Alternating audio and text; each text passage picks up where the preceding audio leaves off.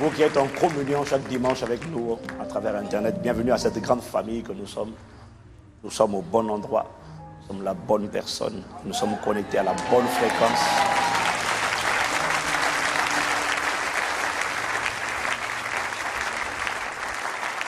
Au nom de Jésus. Avant de t'asseoir, il y a ton voisin, dis-lui Amen, Amen, Amen, Amen, Amen.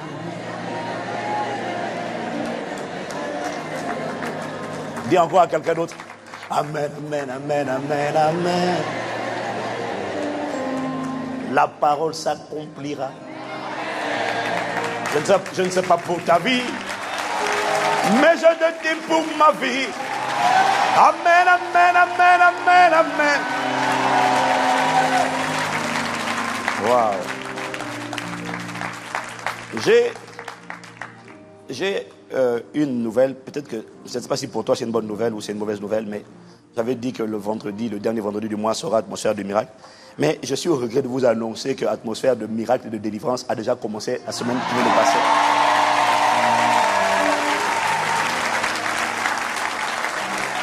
Et le Saint-Esprit m'a dit, Dieu est imprévisible. Le Saint-Esprit m'a dit, je n'étais pas dit que ce sera le dernier vendredi. Et ceux qui étaient là avant-hier ont constaté vraiment. Qui était là avant-hier? Vendredi. Vraiment, dis à quelqu'un, vraiment, on ne sait pas où tu étais, mais tu as raté. Et on va le mettre sur l'application. On va mettre ce culte de vendredi sur l'application. La parole est toujours vivante. Elle va agir même en différé. Elle sera vivante dans ta vie.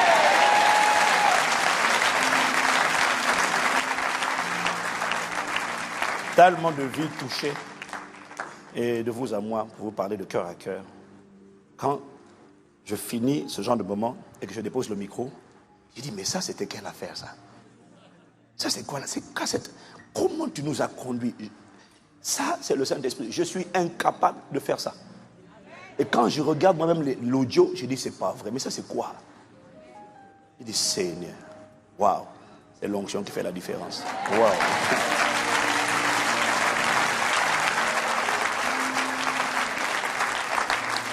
Ce qui fait que pendant les temps de prière, en tout cas, avant-hier, c'était le combat. C'était le combat. Le chant avec le combat, c'était fort. Qui a envie de réécouter ça? Voilà, ça sera sur l'application d'ici ce soir. On dit seulement Amen et merci, c'est tout. Voilà. Je vais vous asseoir dans sa présence. Et avec moi, waouh. Merci Seigneur. Merci de ce que tu bâtis ton peuple, tu bâtis l'Église. Au nom de Jésus, dis Amen. Waouh, dis donc. Qui a avancé l'heure? Le Saint-Esprit me convainc de continuer, de rester sur cette dynamique de rentrée dans laquelle nous sommes. J'ai commencé à parler des 3 causes d'assouplissement spirituel et des 5 manières de s'en relever. Comment reprendre le rythme. Et notre texte de référence, que tu dois connaître, parce que c'est bon qu'il soit en toi. Ça, quand tu seras tenté par les inquiétudes, les excès de manger et de boire, ce texte va venir te parler. Tu vas déposer l'hamburger. Tu vas dire, quitte ma main au nom de Jésus. Luc chapitre 21, versets 34 à 35. Prenez garde à vous-même. Dis à quelqu'un, prends garde à toi-même. Pour que vos esprits ne s'alourdissent pas à force de trop bien manger.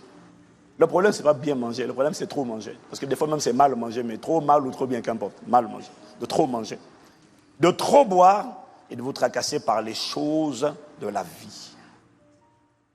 De peur, sinon, ce grand jour vous surprendra. Tout à coup, quelqu'un me dit Amen. Quelqu'un me dit Amen. Aujourd'hui, le Seigneur m'a donné la conviction, avant même de continuer sur les 5 étapes, de continuer sur le reste des 5 étapes pour se relever, il m'a donné la conviction de revenir sur ça. Les semaines précédentes, j'ai beaucoup parlé des excès de manger et de boire. Il m'a convaincu de revenir sur l'inquiétude. les soucis de la vie, les inquiétudes. Alors aujourd'hui, je vais creuser sur l'inquiétude. On a dit déjà que méditer, ruminer, réfléchir constamment à des pensées qui te poussent à l'inquiétude, c'est ce qu'on a vu ici, alourdit, assoupi, endort ton homme intérieur. Il faut bien comprendre ça. On a parlé des excès de manger et de boire, mais on n'a pas suffisamment insisté sur l'inquiétude, les tracasseries, les soucis de la vie. Et ce que ce texte nous dit, c'est que les inquiétudes, les tracasseries, les soucis de la vie alourdissent, endorment l'homme intérieur et donnent à un esprit mauvais, à un démon, l'occasion d'entrer dans ta vie. Et quand un démon a accès à ta vie, sois certain d'une chose certaine, il ne vient jamais tout seul. Un démon ne fait jamais la fête seul. Il invite toujours ses copains. Ça ne t'arrive pas au nom de Jésus. Donc, j'ai dit que chaque fois qu'un enfant de Dieu, né de nouveau, est soudainement oppressé, harcelé, alors qu'il n'avait pas connu ça auparavant, il n'avait pas été harcelé, oppressé, secoué de la sorte auparavant, chaque fois que cela se produit, ça veut dire que consciemment ou inconsciemment, il y a eu une porte qui a été ouverte à un esprit qui rôdait. Est-ce que quelqu'un me suit? Et chaque fois qu'il y a eu une porte ouverte à un esprit qui rôdait, bien que tu sois né de nouveau, ça signifie que ton esprit né de nouveau, à ce moment-là, était en train de dormir, de s'assoupir, au lieu de monter la garde, c'est-à-dire de veiller. Donc, l'inquiétude, les soucis de la vie endorment l'esprit et permettent à un rôdeur d'entrer. C'est la raison pour laquelle dans Philippiens 4, versets 6 à 7, le Seigneur ordonne de ne pas s'inquiéter. Parce que l'inquiétude alourdit l'esprit et donne accès à un rôdeur. Voilà pourquoi il dit, ne vous inquiétez de rien. De rien. Mais en toute chose, faites connaître vos besoins à Dieu par des prières et des supplications. Mais pas seulement des prières et des supplications. Dites aussi merci. Des actions de grâce. Le résultat de cela, ça sera que la paix de Dieu, le shalom de Dieu, le repos de Dieu, qui surpasse toute intelligence, qui ne dépend pas de l'exaucement à votre souci, qui ne dépend pas de la solution, qui ne dépend pas du fait que vos problèmes ont été solutionnés. La paix de Dieu ne dépend pas de ce qu'on a eu la solution. Non. La paix de Dieu n'a rien à voir avec la réponse, l'exaucement. La paix de Dieu, c'est la paix de Dieu. Exaucement ou pas d'exaucement, on peut connaître la paix, le repos maintenant. La paix de Dieu n'est donc pas la disparition des soucis. La paix de Dieu, c'est la quiétude de Dieu à l'intérieur de toi. Et Dieu n'est pas stressé, il n'est pas angoissé, il n'est pas paniqué, il est détendu. Il connaît la fin avant le commencement. Il voit les réalités spirituelles et pas les réalités physiques. Je n'ai pas entendu amen. Et cette paix gardera vos cœurs et vos pensées en Jésus-Christ. Vous noterez, ne vous inquiétez de rien, ce n'est pas un conseil, ce n'est pas une exhortation, c'est un ordre, un commandement. Ne t'inquiète de rien. Je n'ai pas dit, ok, pour ça je comprends, mais pour ça tu ne t'inquiètes pas. Le reste, tu as des soucis à te faire. Il a dit, ne t'inquiète de rien. Pourquoi? Parce que l'inquiétude d'abord ne traite pas le problème. L'inquiétude amplifie le problème. Ça l'amplifie où? Dans ton cœur. L'inquiétude amplifie. Jésus a dit, qui de vous, par ses inquiétudes, peut ajouter une coudée à la durée de sa vie? Qui va faire ça? Ça ne change absolument rien. L'inquiétude, ne traite pas le problème. L'inquiétude te fait réfléchir sur la puissance ou la grandeur de tes problèmes, au lieu de réfléchir et de méditer sur la puissance et la grandeur de Dieu. L'inquiétude éteint la voix du Saint-Esprit qui te dit « Ne crains pas ». L'inquiétude éteint cette voix et amplifie, augmente la voix de l'esprit de peur et de l'esprit de doute qui te demande comment vas-tu faire pour te sortir de cette situation. Il n'y a pas d'issue. L'inquiétude ferme, éteint la voix du Saint-Esprit et ouvre la voix de l'esprit de peur ou l'esprit de doute. L'inquiétude est un péché dangereux qui te pousse à l'incrédulité. Parce que l'inquiétude révèle que tu doutes de la capacité de Dieu à pouvoir, à t'assister, à te protéger, à te secourir, à te faire grâce. L'inquiétude prouve que tu doutes de la capacité de Dieu. Et chaque fois que tu doutes de la capacité de Dieu, sans faire exprès, tu offenses. Parce que Dieu, tout ce qu'il dit, c'est « fais-moi confiance ». Est-ce que quelqu'un me suit? Si le diable prenait le visage, venait à toi, avec le visage de la haine, de la violence, de la menace, de la jalousie, si le diable venait avec ce visage, tu serais toi-même sur tes gardes. Parce que quelqu'un a dit, si tu viens à moi les poings fermés, je te reçois, même s'il n'y a pas de muscles, moi aussi les poings fermés. Mais, donc, si le diable venait à toi avec le visage de la menace, de la haine, tout de suite tu dis, je suis sur mes gardes. C'est vrai ou c'est pas vrai? Mais lorsqu'il vient avec le visage de l'inquiétude et des excès de table, les gens sourient. Pourquoi? Parce que les gens ne sont pas convaincus quand ils sont dans l'inquiétude, ils ne sont pas convaincus qu'ils sont en train de pécher contre Dieu et qu'ils sont en train de nuire à leur propre esprit. L'inquiétude ou les excès de manger et de boire sont des péchés très dangereux et très rusés, très subtils, parce qu'ils ont l'air sympathiques. Oui, tout le monde aime bien dire, ça fait tendance, ça fait mode de dire, oh, je suis stressé ces temps-ci. Hein. Oh, je suis stressé. Et quand tu dis je suis stressé, tu entends dire je suis inquiet. Oh, je suis pas rassuré là, pas rassuré. Oh là là, je me pose trop de questions là. En bon, toi aussi, ah non, mais c'est tendance là de se poser des questions, c'est normal. Quand la plupart des gens s'inquiètent, ils sourient. Quand ils te disent je suis vraiment inquiet, je ne suis pas rassuré là, je suis inquiet, je me pose toutes sortes de questions. Ils disent ça de manière détendue. Et la plupart du temps, bon, ils ont un peu le cafard, mais ils disent ça avec sourire parce qu'ils sont toujours consolés par quelqu'un qui lui aussi est inquiet. Ça fait cool. Alors, les gens disent, oh, je suis un peu tendu là, je suis tendu. Il y en a qui disent, oh là là, j'ai trop mangé, j'ai trop bu, oh là là là là. Mais bon, c'était juste pour, il n'y a pas de quoi fouetter un chat. Hein. C'est ça, j'ai pris 10 kilos, oh là là, 10 kilos en un mois, oh mon Dieu. Et puis quand il dit ça, il sourit. Ce sont des péchés, ces trois-là, subtils. L'inquiétude et les excès de table, m'a dit le Saint-Esprit, font partie des ruses, des pièges, des embuscades les plus subtiles tendues par le diable pour entrer incognito et souriant dans la vie de centaines de millions, voire de milliards d'individus sur la terre. Parce que devant l'inquiétude et devant les excès de table et de boire, de manger et de boire, la plupart des gens baissent leur garde. Ils se disent, oh, c'est juste une... Bon, ça arrive tout le... Mais, dis-moi, vous connaissez des gens qui ne sont pas inquiets dans la vie? Mais tout le monde est inquiet, toi aussi, c'est normal. C'est normal d'être inquiet. C'est rigolo.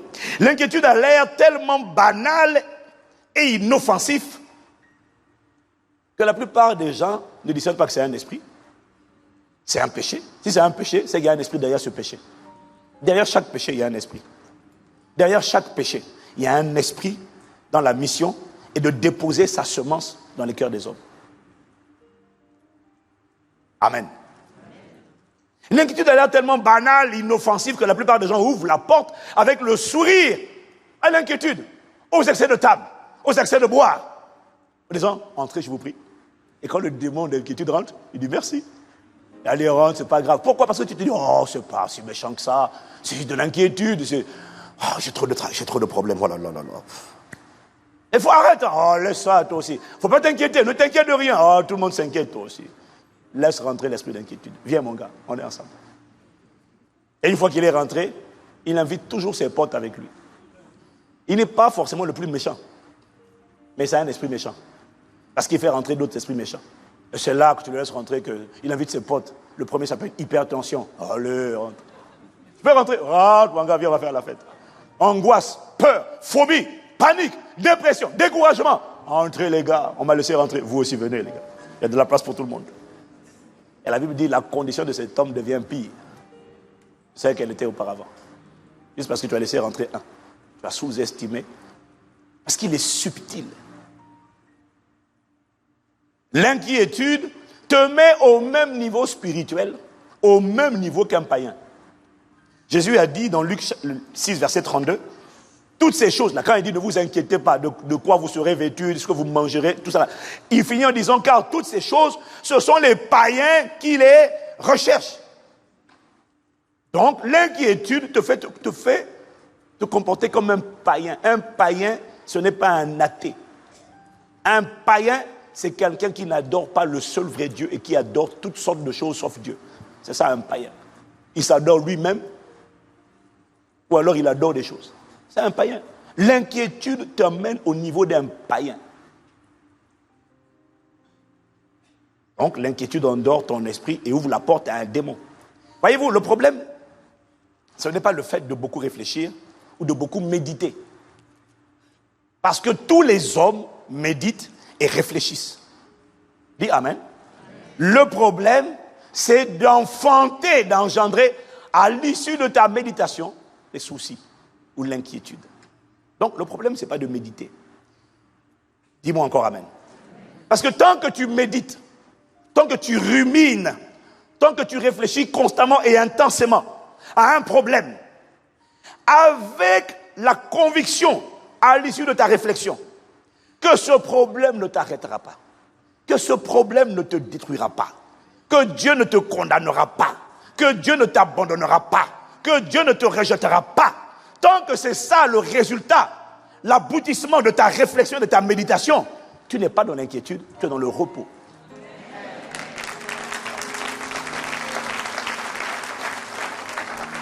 Tant que la conclusion de ta méditation, tout le monde médite, tout le monde réfléchit.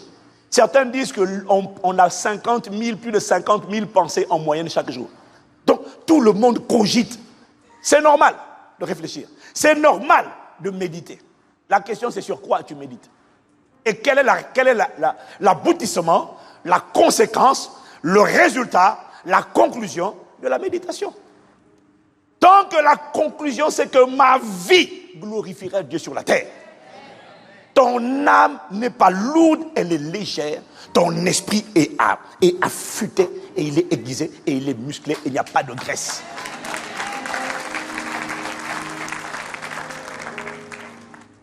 Tant que tu considères, tu médites sur les situations bloquées, les portes qui se sont fermées dans ta vie, et que ta conclusion, c'est que chaque fois qu'une porte se ferme, une autre s'ouvrira, tu n'es pas inquiet. Tant que la conclusion de ta méditation, c'est que tu as observé, avant toi, il y a eu des hommes et des femmes qui ont vécu sur la terre, qui ont marché avec Dieu. Tant que la conclusion de ta méditation, c'est, j'ai observé d'autres qui ont été jeunes et qui ont vieilli avant moi. Jamais je n'ai vu le juste abandonné de l'Éternel, ni sa postérité mendier son pain. Donc moi aussi, je ne serai ni abandonné, ni un mendiant, ni ma postérité, ni moi au nom de Jésus. Tant que c'est ça, le résultat de ta méditation, ton âme, ton cœur n'est pas dans le souci, il est dans le repos. Tant que le résultat de ta méditation, c'est 1 Corinthiens 10, verset 13. Il dit, les tentations qui vous ont assaillis sont communes à tous les hommes. D'ailleurs, Dieu est fidèle. Il ne permettra pas que vous soyez tentés au-delà de vos forces. Au moment de la tentation, il préparera le moyen d'en sortir pour que vous puissiez y résister. Tant que le résultat de ta méditation, c'est Dieu est fidèle, il ne permettra pas que je sois tenté au-delà de mes forces. Ça veut dire que si Dieu permet ça dans ma vie, ce n'est pas au-delà de mes forces. Si c'est au-delà de mes forces, je ne traverserai pas cette situation. Sinon, ça voudrait dire que Dieu est un menteur. Si je traverse cette situation, si je passe par le feu, ça veut dire que je suis capable de traverser ce feu. Sinon, je ne passerai pas par ce feu. Si je traverse ces grandes eaux, ça veut dire que je suis capable de traverser ces grandes eaux. Jésus a marché sur les eaux. Moi, je traverse les eaux. Il n'a pas dit que tu ne passeras pas par le feu. Ça, c'est pas vrai. Il a dit, quand tu passeras par le feu ne te brûlera pas. Quand tu traverseras les grandes eaux, elles ne te submergeront pas. Tu ne vas pas te noyer, tu vas nager. Soit tu marches, soit tu nages, mais tu ne coules pas. Donc, si la conclusion de ta méditation, c'est mon Dieu, je suis en train de passer par le feu, les eaux sont, je suis en train de traverser les grandes eaux. Si ta conclusion, c'est je ne coulerai pas, je ne brûlerai pas, ton âme le repos. Elle n'enfante pas de soucis. Elle engendre la quiétude, le repos. Tant que la conclusion de ton intense réflexion de la journée, de la semaine, finit avec Romains 8, verset 33. Nous savons du reste que toute chose concourt au bien de ceux qui aiment Dieu et qui sont appelés selon son dessein. Quand c'est ça l'aboutissement de ta méditation, il n'y a pas d'inquiétude, il n'y a que le repos. Donc, méditer, ruminer les pensées, réfléchir longuement n'est pas le problème. Le problème, c'est toute réflexion, toute méditation, toute réflexion intense qui accouche en toi d'une crainte, d'une peur, d'une phobie, d'une angoisse, de sueur froide. C'est là qu'on parle d'inquiétude. Et c'est là que tu es en train, quand tu les tolères, d'anesthésier, d'asphyxier. Ton homme intérieur commence à étouffer. Ton homme intérieur commence à s'assoupir. Et quand ton homme intérieur commence à s'assoupir, tu n'entends même pas les sirènes qui retentissent, l'alarme qui retentit dans le monde spirituel et qui est en train de dire bip, bip, bip, bip. Un rôdeur est en train de rentrer dans le jardin de ton cœur, bip, bip, parce que tu es en train de t'assoupir, ton esprit dort. Et la mauvaise nouvelle, c'est que quand ton esprit dort, il faut savoir que ton héritage se trouve dans ton esprit. La vie divine, ce n'est pas au ciel, c'est à l'intérieur de toi. Dieu et ton esprit, quand tu es né de nouveau, est un avec le Saint-Esprit. Tout ce que Dieu est, ton esprit l'est déjà.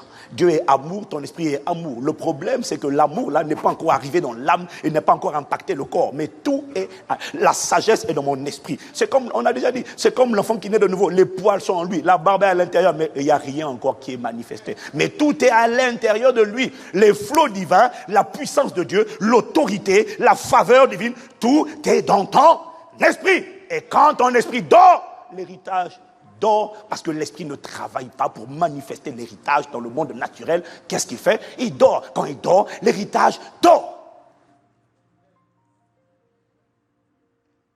Or, l'esprit, c'est le conducteur. L'esprit, c'est le conducteur. L'homme intérieur, c'est celui qui tient le volant. Et quand le conducteur dort, le volant de ta vie, ton âme, sera pris par la chair et par les démons.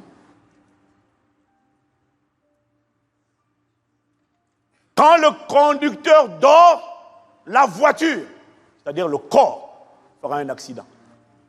C'est-à-dire aura des manifestations, des comportements, des réactions que ton esprit qui est bien disposé ne veut pas. N'a jamais voulu, n'a jamais désiré. Pourquoi? Pourquoi mon corps commence à avoir tel type de corps? Pourquoi j'ai tel type de réaction? Ton esprit s'est assoupi. Quand ton esprit s'assoupit, des démons prennent le volant. Pourquoi? L'assoupissement, rappelle-toi, c'est le moment favorable que Satan attend pour dire maintenant je peux rentrer. Il a baissé la garde. Il est clair que là où tu as baissé la garde, tu ressaisis la garde au nom de Jésus.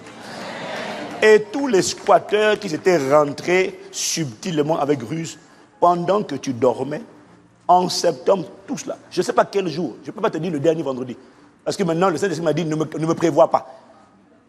Je te garantis si tu comprends cette parole et que tu viens à ce temps de prière, je ne sais pas à quel moment du mois de septembre, mais tous ceux qui étaient rentrés clandestinement vont dégager au nom de Jésus.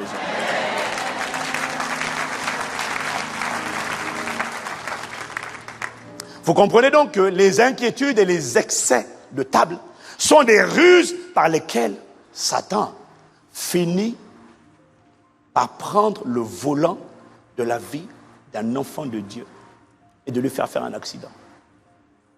Le diable est rusé. Quand le Saint-Esprit m'explique ça, je dis waouh, Seigneur, vraiment, l'ennemi est rusé. Et merci pour la révélation de ta parole qui est claire, qui donne de l'intelligence aux saints. Tous ceux qui étaient rentrés clandestinement par ruse, par subterfuge, seront jetés dehors. Aucun ne résistera. Tous sortiront au nom de Jésus. Le sage dit dans le livre de Proverbes, Proverbe 12, verset 25. Comment fait-on pour sortir de là? Ah oui, je n'ai pas donné le titre de mon message. Ah. Le titre de mon message, oh Seigneur, excusez-moi. Comment l'inquiétude ouvre-t-elle la porte au diable? Et comment en sortir? Voilà, ça c'est le titre de mon message. Demande avec moi, comment en sortir? Comment est-ce qu'on en sort? Proverbe 12, verset 25. Il est écrit, l'inquiétude dans le cœur de l'homme là-bas. Mais une bonne nouvelle le réjouit. Ou encore une bonne nouvelle réjouit, une bonne parole, pardon, réjouit le cœur. L'inquiétude dans le cœur de l'homme là-bas. J'ai regardé pour toi le mot l'hébreu. Et le synonyme, c'est l'inquiétude dans le cœur de l'homme là-bas. L'accable, l'affaiblit, le déprime. C'est ça que ça dit. L'inquiétude dans le cœur de l'homme là-bas l'accable, le déprime, l'affaiblit. Mais une bonne parole le réjouit. Ça veut dire, une bonne parole réjouit le cœur. C'est un baume. Elle apaise le cœur. Et quand le cœur est apaisé, l'esprit n'est plus lourd, il est au repos. Est-ce que quelqu'un me suit? Alors comment fait-on pour ne pas laisser l'inquiétude accabler son âme? Comment on fait? Un des péchés les plus rusés, les plus subtils, l'inquiétude. Mon Dieu, quelle séduction. Tu ne te rends même pas compte que tu es en train d'ouvrir une porte à Satan. Tu dis, oh mais c'est normal. Non, c'est pas normal. Il y a quelqu'un, c'est un esprit, c'est un rôdeur. Non, dis-lui, c'est un rôdeur.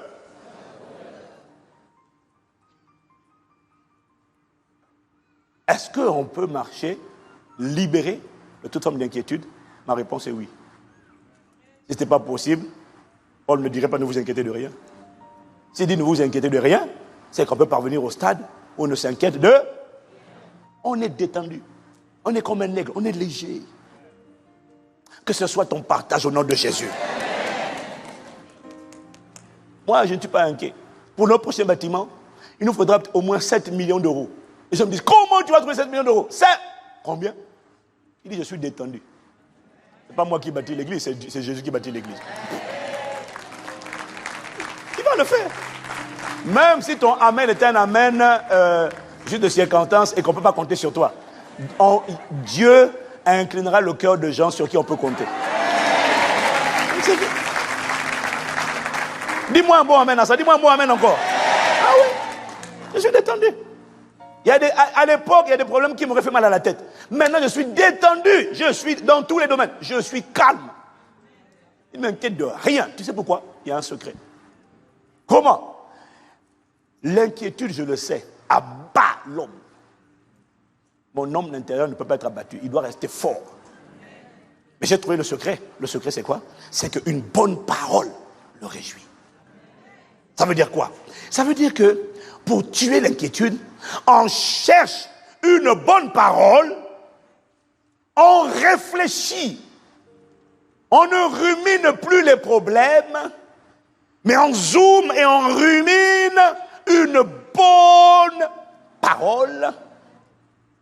On réfléchit sur cette bonne parole. Et laisse-moi te dire une bonne nouvelle, te donner une bonne nouvelle. C'est que la Bible est un recueil de bonnes paroles. La Bible est le livre de bonnes paroles ou encore de bonnes nouvelles. Il y a des milliers, des dizaines de milliers de bonnes paroles dans la Bible. Comment on fait pour dominer l'inquiétude? On rumine, on cherche la bonne parole correspondant à la situation que je traverse. On ne lit pas la bonne parole, on rumine, on avale, on réfléchit intensément à cette bonne parole jusqu'à ce que, parce que quand tu la lis là, c'est ce qu'on appelle le logos. On réfléchit, on rumine, jusqu'à ce que ça devienne ce qu'on appelle un réma. C'est-à-dire jusqu'à ce que tu sois maintenant convaincu que ce qui est écrit là, ce n'est pas juste écrit là, c'est écrit sur la table de ton cœur. Et en fait, c'est à toi, personnellement, que Dieu est en train de parler. Là maintenant, tu as atteint le réma. Quand tu es sûr que cette parole-là, ce n'est pas la parole écrite, mais elle me... Mais ça c'est pour moi ça. Oh, non, il dit ça à mon sujet.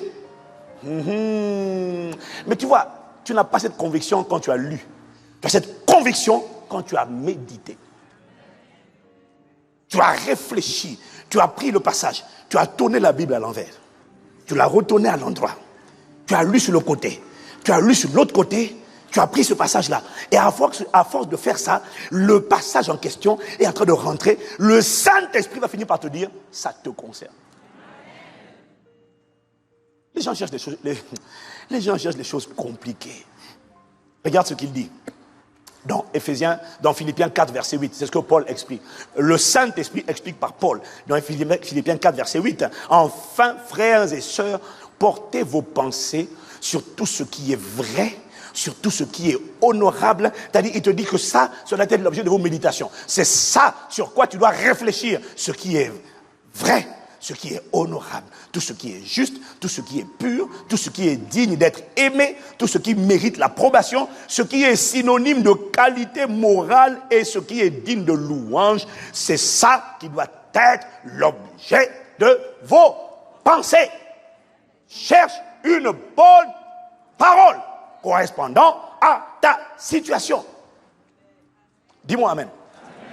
Ça veut dire quoi? Lorsque la voix du menteur, du père du mensonge, vient se faire entendre dans ton cœur et il vient te dire que ton péché est tellement grave et scandaleux que premièrement, Dieu ne te pardonnera jamais, Dieu ne te délivrera jamais. Et si les pasteurs de ton église sont au courant de ton péché un jour, ils vont te rejeter et t'excommunier. C'est à cause de ça que beaucoup de gens cachent leur péché et ne viennent pas avouer, confesser. Ils se noient et quand ils se noient, ils rentrent dans ce qu'on appelle un engrenage de mensonges et de manipulation et de fausseté. Pourquoi? Parce qu'ils se disent non, il ne faut pas qu'ils sachent, parce que si le jour où on sait ça, on va me rejeter. Dieu va me rejeter et les gens qui m'aiment bien vont me rejeter. Et quand cette voix vient te dire, si tu parles, tu seras rejeté par Dieu et par tes frères. Tu dois trouver la bonne parole où le psalmiste te dit comment Dieu est. À propos, il te parle de Dieu. Dans Psaume 103, versets 9 à 14. Regarde ce qu'il dit à propos de Dieu. Il dit, tu sais, tu ne connais pas Dieu. Non, Dieu ne te pardonnera pas. Cherche la bonne parole. Rumine, médite, réfléchis à cette bonne parole. Jusqu'à ce qu'elle finisse par rentrer en toi. Et regarde ce qu'il te dit à propos de Dieu. En fait, tu ne connais pas Dieu. Je vais te dire comment il est. En fait, Dieu ne conteste pas sans cesse. Il ne garde pas sa colère à toujours. Et en fait, Dieu ne nous traite pas selon nos péchés. Et il ne nous punit pas selon nos iniquités. Mais autant les cieux sont élevés au-dessus de la terre, autant sa bonté est grande pour ceux qui le craignent. Autant l'Orient est éloigné de l'Occident, autant il éloigne de nous nos transgressions. Comme un père a compassion de ses enfants, l'Éternel a compassion de ceux qui le craignent. Et il sait de quoi nous sommes formés et il se souvient que nous sommes fiers. Médite dessus.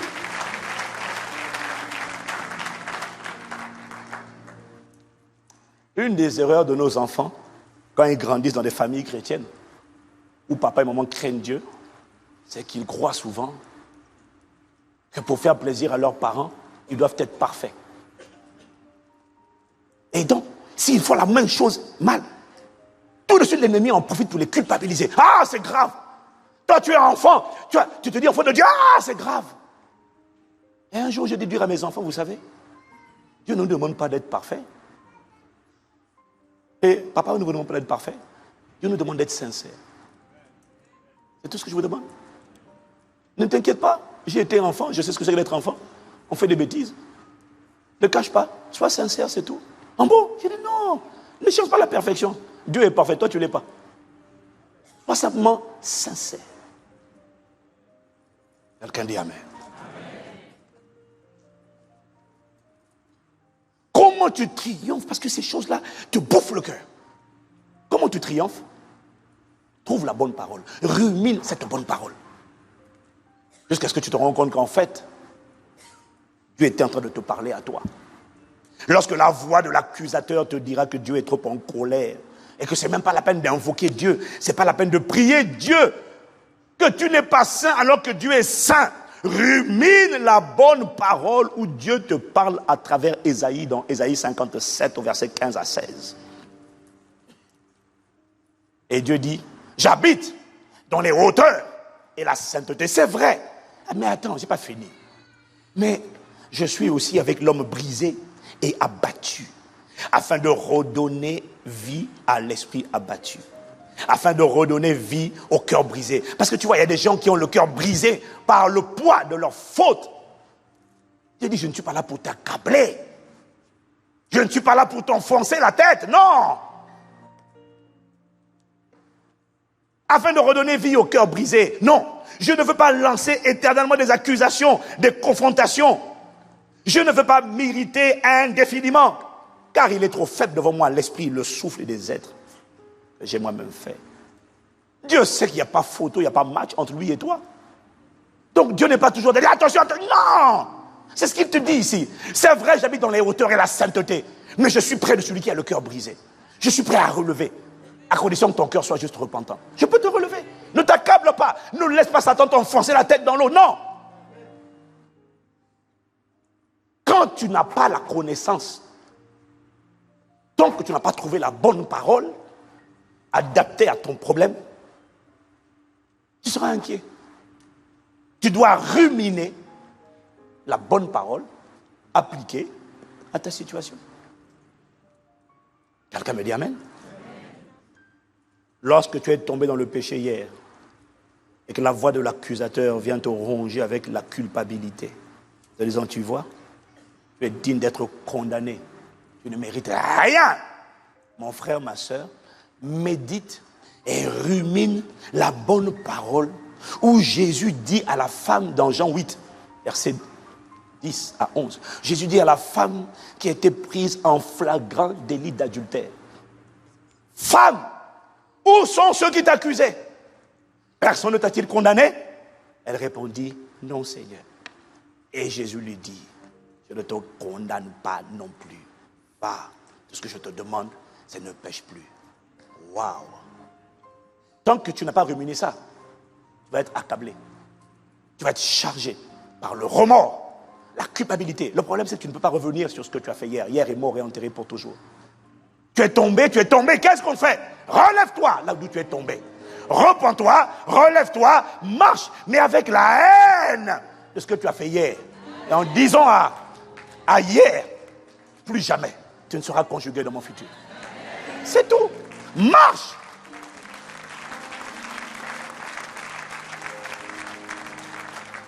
Et si quelqu'un, parce que les hommes sont méchants, maladroits, ils se prennent pour des juges, si quelqu'un prend plaisir à te rappeler tes fautes d'hier, toi, au lieu d'écouter cette voix de l'accusateur, de la culpabilité, rumine et médite la bonne parole. Où sont ceux qui t'accusaient? Ils sont partis. Est-ce qu'ils t'ont condamné? Ils sont partis. Je lui dis, je ne te condamne pas non plus. Je ne suis pas venu pour condamner. Tout ce que je te demande, c'est relève-toi, va, ne pêche plus. là où elle s'attendait à ce qu'on lui jette des pierres, Jésus lui dit, je ne pêche plus. Elle a ressenti de la compassion et de l'amour.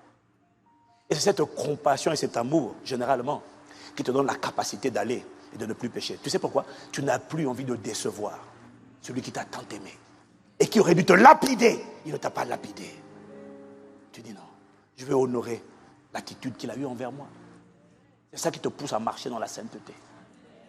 Pas, ne pêche plus. Rumine ça. Arrête de ruminer le roman, rumine ça. Dis-moi amen.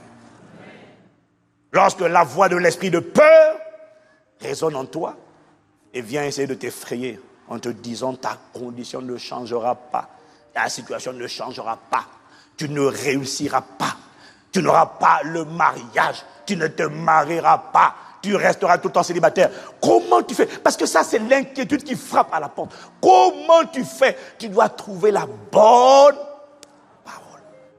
Ruminer cette bonne parole jusqu'à être certain au-dedans de toi que c'est à toi que Dieu est en train de parler. Dans Psaume 34, verset 5 ou 6, lorsqu'il dit quand on tourne vers lui les regards, on est rayonnant de joie et le visage ne se couvre pas de honte. Le problème, mon frère, ma soeur, c'est que la plupart d'entre nous, nous n'avons pas ruminé ces passages, nous les avons lus. On n'a pas ruminé. Il faut peser chaque mot. Quand on tourne vers lui les regards, on est rayonnant de joie. Le visage ne se couvre pas de honte.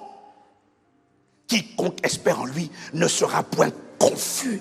J'ai été jeune, j'ai vieilli. Jamais j'ai vu le juste abandonné de l'Éternel, ni sa postérité mendier son pain. À force de méditer ça, ces choses sont devenues en moi comme des impressions, des cachets divins imprimés sur mon cœur. Alors, quand je marche, je dis, quand on tourne, j'ai tourné le regard vers qui? Vers un pasteur? Non. Vers un patron? Non. Vers qui? Vers lui. Il dit, quand tu tournes vers moi les regards, tu es rayonnant de joie. La joie va rayonner. Et ton visage, on ne verra pas les rides de la tristesse. On verra un sourire de joie. Et je dis, ça c'est mon partage. Ça c'est mon histoire. Ça c'est mon futur. Ça c'est ma destinée. Là, il parle de moi. Il parle de moi. Lorsque la voix te dit, hey, mais comment tu vas faire? Qui va pourvoir? Tu n'as pas les moyens, tu n'as pas les finances, tu n'as pas les ressources, tu n'as pas les connexions, tu n'as pas les réseaux. J'entends monter en moi une parole que j'ai ruminée hier et qui s'est imprimée comme un réma. Je sais que ce n'est pas David qui le disait. Non, je sais que cette parole est la mienne. Je peux désormais moi aussi m'identifier à cette parole et dire dans le psaume 23, à partir du verset 5, du verset 2, le Seigneur est mon berger. Je ne manquerai. Faut pas le lire. Il faut le ruminer jusqu'à ce que tu sois convaincu que c'est ton histoire. C'est comme ça qu'on domine l'inquiétude. Le Seigneur est mon berger. Je ne galérerai jamais. Jamais. Impossible. Et il me fait reposer dans de verts pâturages. Il me dirige près des eaux paisibles. Il restaure mon âme. Il me conduit dans le sentier de la justice à cause de son nom. Quand je marche dans la vallée, il n'a pas dit qu'il n'y aura pas de vallée de l'homme de la mort. Mais quand je marche dans cette vallée, je ne crains aucun mal, car tu es avec moi. Ta houlette et ton bâton sont là, et ils me rassurent. Tu dresses devant moi une table en face de mes adversaires. Tu oins d'huile ma tête, ma coupe déborde. Et puis après il dit, oui, mais en fait, oui là, ça c'est français, là c'est Louis II. La version anglaise dit, surely, certainement, assurément, sans aucun doute. C'est ça. En fait, toi, lui il a mis oui, mais c'est pas oui. C'est surely. T'avais qu'à parler anglais. Dis avec moi, surely, certainement, assurément, sans aucun doute. C'est de ça qu'il parle. Sûrement quoi? Certainement quoi? Il dit certainement le bonheur et la grâce.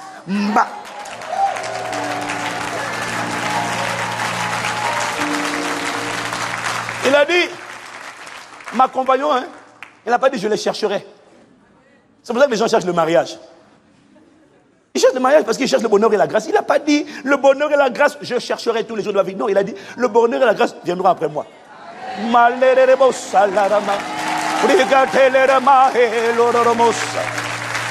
Tout ce que j'ai à faire, c'est de marcher.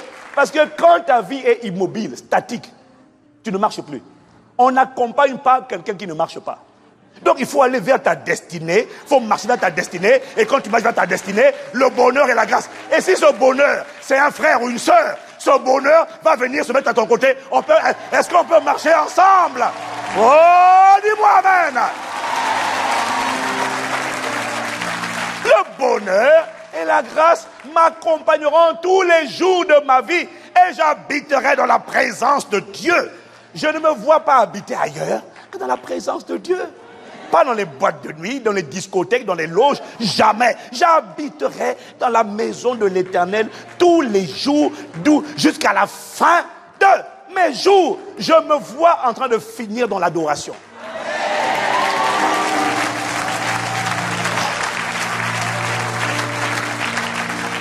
Quand ce genre de réma, de conviction est assis en toi, tu deviens inébranlable. On n'a pas dit que les problèmes ne viennent pas. Quand ils viennent, ils ne te font rien. La parole t'a blindé. Ton âme est détendue. Ton esprit a le temps maintenant de livrer le combat spirituel, le combat de la foi. Dis-moi amen. Quand la voix te dit tu ne te marieras pas, tu lui dis écoute-moi, je ne cherche pas le mariage, je cherche à plaire à Dieu. Mais par contre, je vais te dire une chose. Alors que je m'évertue d'appliquer mon cœur à chercher Dieu, la bonne parole me dit, fais de l'Éternel. Et il t'accordera.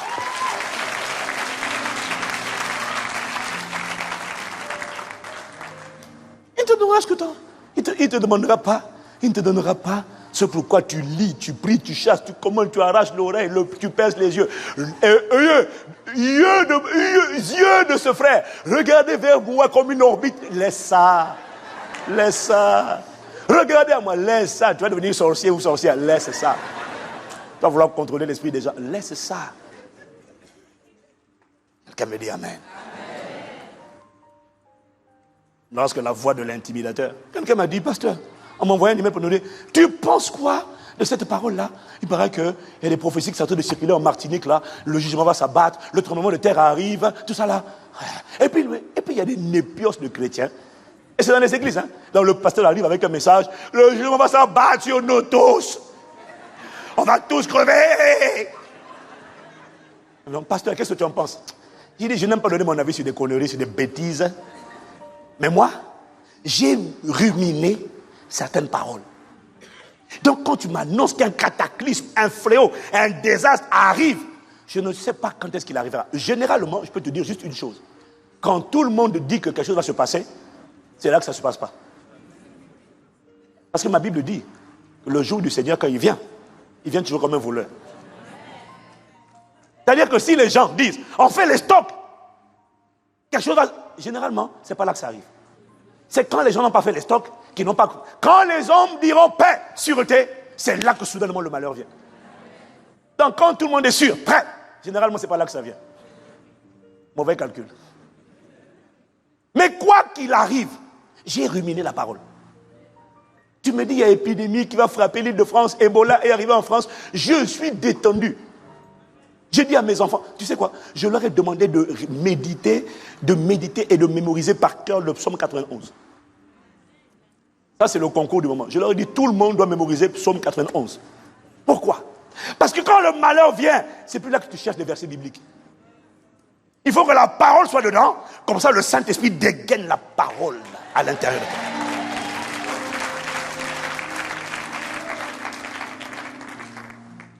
Tremblement de terre ou pas, le Saint-Esprit te dit, aucun malheur, versets 10 à 12, ne t'arrivera. Moi, je ne sais pas ce qui va se passer, mais je te dis, quoi qu'il se passe, aucun malheur ne m'arrivera. Aucun fléau n'approchera de ta tente, car il ordonnera à ses anges de te garder dans toutes tes voies. Ils te porteront sur les mains, de peur que ton pied ne heurte. Même la pierre, moi je ne touche pas la pierre au nom de Jésus. Mon pied ne heurte même pas la pierre. Les anges me préservent de ça. Dis-moi amen. Verset 14, il dit, puisqu'il m'aime, je le délivrerai. Je le protégerai puisqu'il connaît mon nom. Ça me donne l'assurance que je ne mourrai pas lors d'une catastrophe. Oh, j'ai dit je ne mourrai pas au cours d'une catastrophe. Je ne mourrai pas, ni un ouragan, ni la foudre peut s'abattre à côté de chez moi. Mais elle ne descendra pas de ma maison au nom de Jésus. Pourquoi? Parce que je suis certain que cette parole va s'accomplir. Je ne l'ai pas lu, je l'ai médité. J'ai pesé chaque mot. J'ai pesé chaque mot. J'ai dit, est-ce que tu penses vraiment ce que tu es en train de dire? Jusqu'à ce que je sois convaincu que le Saint-Esprit est en train de me parler à moi personnellement. Et ça le réma. Dites-moi épidémie, ça ne m'atteint pas.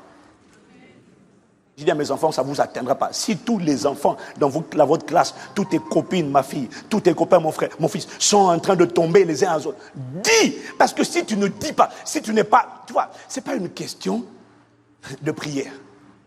C'est une question de conscience. Tu vois, quand Paul a été piqué par un serpent, Paul n'a pas eu besoin de dire, ah, le serpent, venin, fire, fire, fire, fire, fire. Paul n'a pas fait ça. Le sang de Jésus. Ah, ah. Seigneur, voici le sang de Jésus.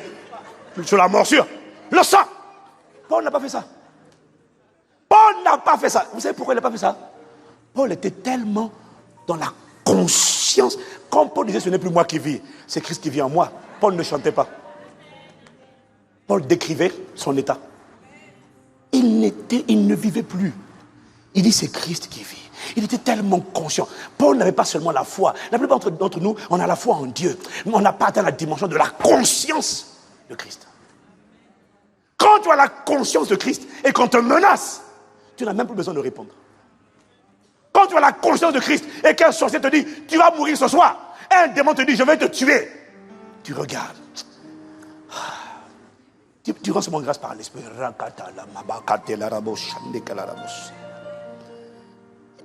Tu es tellement conscient. Il a été mordu. Tu es tellement conscient. Il a dit, waouh. Seigneur, rends-nous conscients. Seigneur, rends-nous conscients.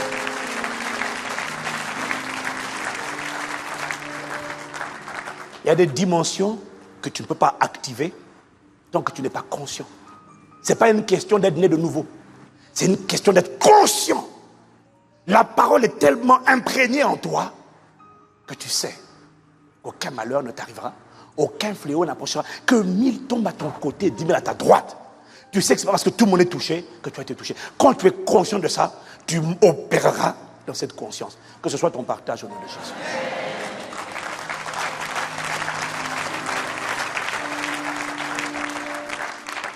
Comment on fait pour ça? On rumine. On rumine. Voilà pourquoi celui qui ne médite pas, qui lit, mais qui ne médite pas, il sera inquiet. Il va passer sa vie rongée. Les ongles vont disparaître un à un. Pourquoi? Il est rongé par l'inquiétude. Seigneur, accorde-nous la grâce de faire le choix, de trouver dans ta parole la bonne parole. Dans le recueil des bonnes paroles, de trouver la bonne parole qui va permettre de calmer mon cœur et de l'emmener dans le repos.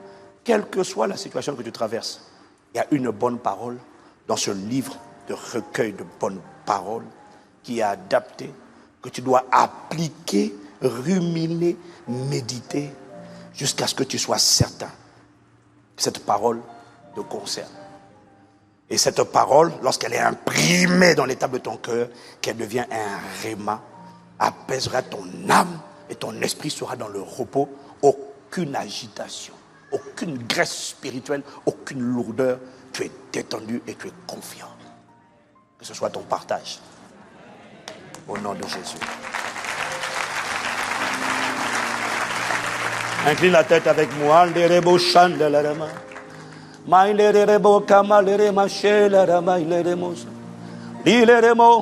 J'ai tant besoin de toi.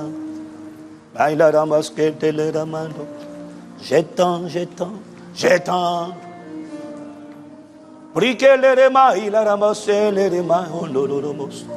L'iremo, j'étends. L'ikebaha, l'iremo, solerema, sekeleremo, j'étends. Tu prends le temps, juste prends le temps de te mettre devant Dieu. Rumine, médite la parole que tu viens d'entendre. Demande pardon et renonce à l'inquiétude. Dis Seigneur, à partir d'aujourd'hui, accorde-moi la grâce de trouver la bonne parole et de réfléchir intensément à cette bonne parole jusqu'à ce qu'elle s'imprime pleinement dans mon cœur.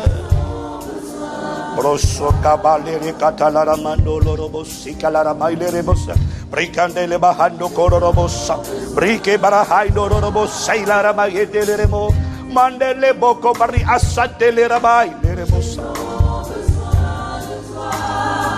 Demande pardon au Seigneur, demande pardon là où tu sais que tu as péché, tu as toléré l'inquiétude.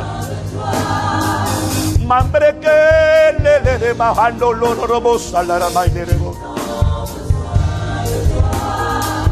Libra breke la ramando lobroso de libaba que preso. Libabro le rema. Devant l'inquiétude à partir d'aujourd'hui, je me confierai en Dieu et en sa parole. Je méditerai cette parole, je ruminerai cette parole, je plongerai mes regards dans la loi parfaite de Dieu, la loi de la liberté. Accorde-moi la grâce d'être enraciné dans ta parole. Ainsi mon âme sera apaisée, mon esprit sera dans le repos. Renonce à l'inquiétude, renonce aux tracasseries, renonce aux soucis. Ne les tolère plus, ne cohabite plus, ne les accepte plus. Rejette-les. Choisis la bonne parole.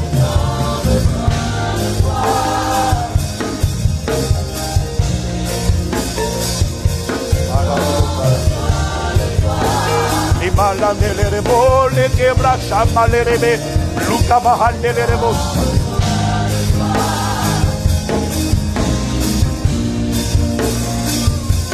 Libabele remandolo, Risheke la mandolo robo, Selere Magelerebo Canariano.